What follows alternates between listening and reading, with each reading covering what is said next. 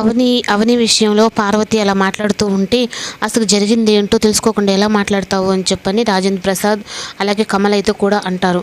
అప్పుడు మొత్తం నేను చూశాను, నా కళ్ళతో చూశాను, తనే నన్ను తోసేసింది అని చెప్పానంటే అప్పుడు కమల్ అయితే వదిలి నిన్ను తోయడు నువ్వు చూసావా అమ్మ అని చెప్పానని అడుగుతాడు.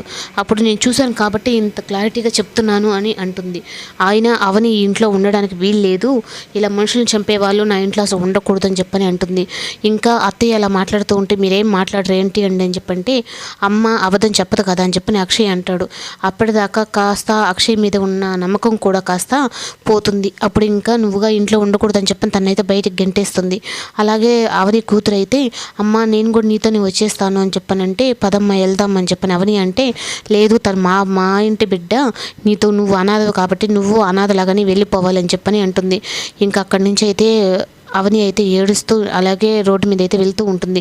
ఈ లోపల తనకి భరత్ అయితే కనిపించి ఇంటికైతే తీసుకొని వెళ్తాడు.